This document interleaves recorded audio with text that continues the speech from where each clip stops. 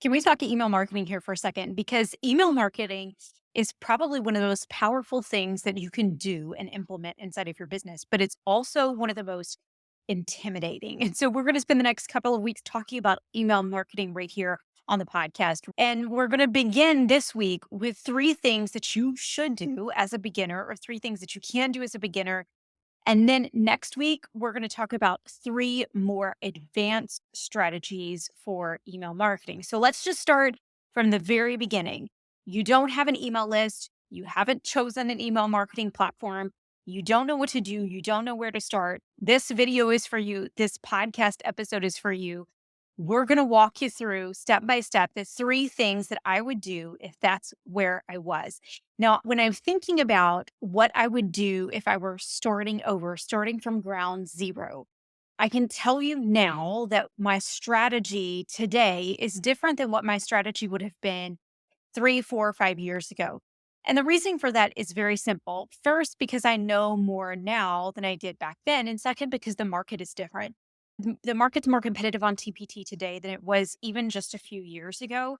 And so hitting that marketing a little bit more aggressively in the beginning, I think can kind of be your friend. The other reason, and this one may not apply. Maybe this is just where I'm at in my business, but it's, how much return am I getting for my time investment? And I think that's a really important factor for anyone to consider, no matter where they're at in their business. But in the beginning, for sure, we're putting a lot of time in and we might not be getting a lot of reward instantly, right? Because it's a slow growing business for most people.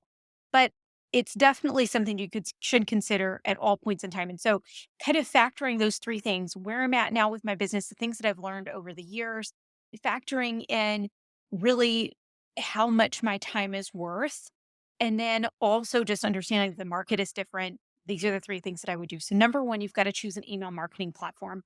I personally use Kartra. Now, Kartra is, and I say this as a full disclaimer for everything that I'm about to tell you.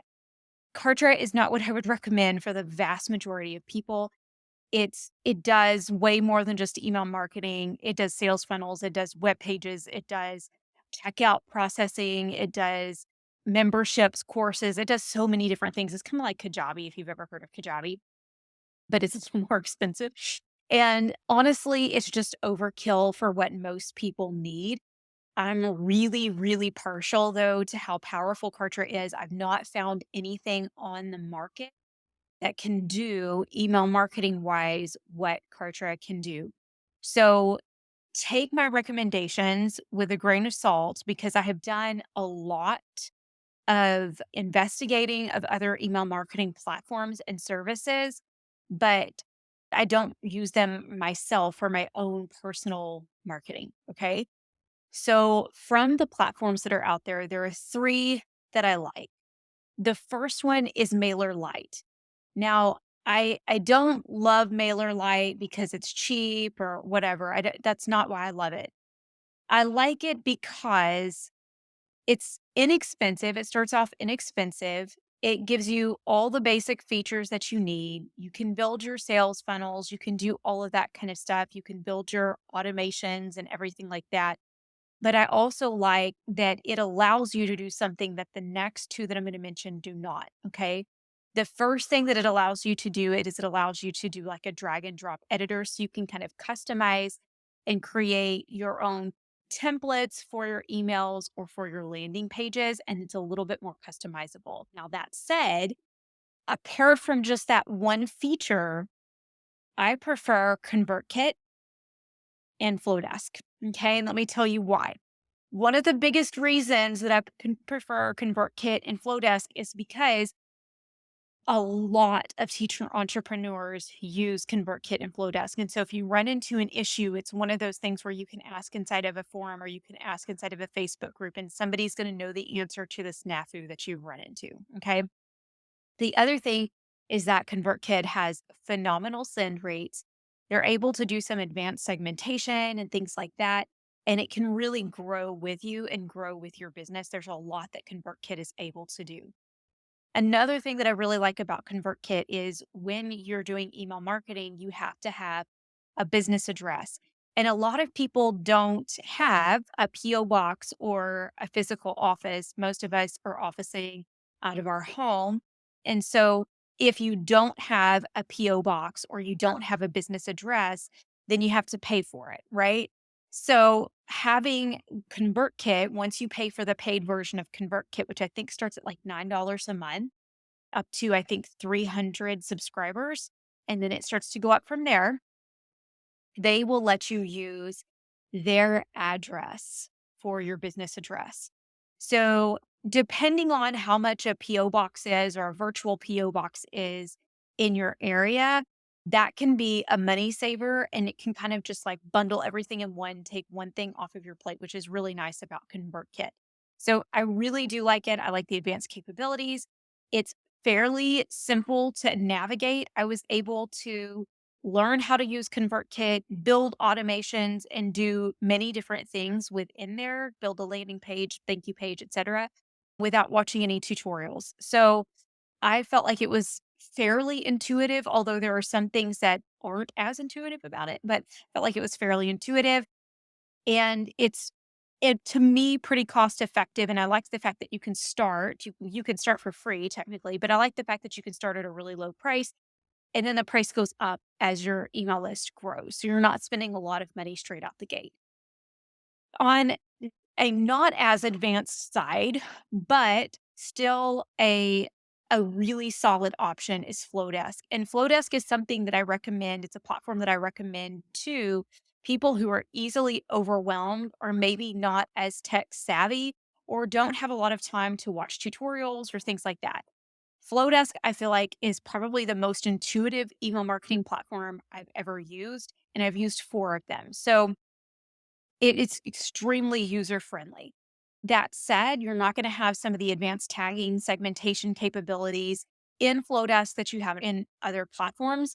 Some of the features are just not there. They do continue to add more features over time. They get a little more fancy. Their landing page templates are beautiful and all of that good stuff. But with both ConvertKit and Flowdesk, you are pretty much stuck with whatever template they give you, especially inside of Flowdesk. You are really stuck. There's not much you can add. So, like, if you go to build a landing page and you want checkboxes on that landing page, you better pick the landing page template that already has checkboxes in it. You can't pick another layout that you like and add checkboxes to it. Nothing like that. That's the only problem with it is that its design flexibility is not really there. That said, one of the other things that I really love about Flowdesk is the fact that it's one price. Like it's the most you could pay is like 39 bucks a month. And doesn't matter if you have 50 people on your email list or you have 50,000 people on your email list, you're going to be locked in at that rate.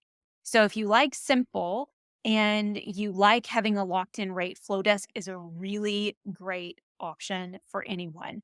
If you want to test either of these two out, ConvertKit or Flowdesk, you can find a link down inside of the description. I'm partners with both of them. Full disclosure, you can get, I think it's 1 month free of ConvertKit with my link down below. And with Flowdesk, it's 50% off your first year.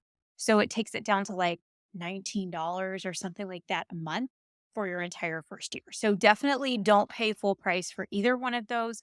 Use the links down in the description or use somebody else's link if you know someone else who uses Flowdesk or ConvertKit. Like use their link, it doesn't matter, but find somebody's link before you sign up for that yourself. So yeah, if I had to leave Kartra today and had to choose a platform immediately, it would probably be ConvertKit just because they have some really cool features. Like if you have an oopsie and you send out an email with the bad link, you can actually fix the link after you sent the email. Like things like that are kind of crazy and really neat. And then, but if I were kind of not so tech savvy or really intimidated by the technology, then Flowdesk would probably be my choice. Okay. So moving on, we've chosen our email marketing platform. The next thing that we want to do is we obviously want to create a landing page. We want to set everything up so that people can join our email list and get a freebie. Now, the tech on that side of that, I cannot share all of that with you in one video. There's no way I'm going to be able to share that with you. And it's different, obviously, depending on which platform you're on. But the basics of it is you want to pick a free resource and you want to create a landing page so that anybody who comes to that landing page can give you their name and their email address and they can get that free resource by joining your email list. Okay. So we want to pick that lead magnet, that freebie, use that as bait to get people to come and join our email list. And then what we want to do is we want to create, this is tip number 2, we want to create a page, a product insert page. Now, if you're watching on YouTube, then you can see what this looks like for me. Or if you want to go to YouTube after this, you can see what this product insert page is. But essentially, what we're doing is we're creating a page, an advertisement within our product. And I put it for paid resources, I put it at the end. We're creating an advertisement for our products so that when they purchase a resource from us or they download a free resource, there's this page that is just advertising joining our email list. So in mine, it says, join the math club, get exclusive freebies, come get these free resources. Click here to get your freebie. And when they click on the button, it takes them to my landing page where they can join my email list. Okay. So it's really, really simple. For those who are watching on YouTube right now, like you can see it, it's not a complicated page that I just showed you. Like it's definitely not complicated at all. It's very simple, very straightforward, and it converts really well. Once you've created this page, we want to start to put it in every single resource that we have, every product that we have. But we want to start with, and this is really important, start with your freebies. Okay.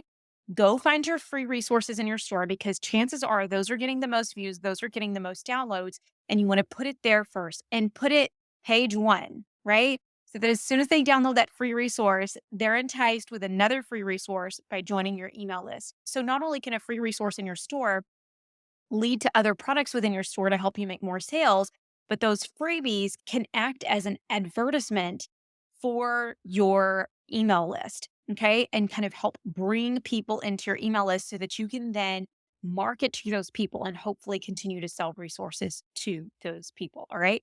So we're going to put it in our freebies first. After we put them in our freebies, then we're going to continue to put them in our paid products. Now, it's up to you whether or not you want to immediately go in and add it to all of your resources. For me, I'm getting close to 400 products in my store, and that would be a really daunting task to go back and add them to every single resource.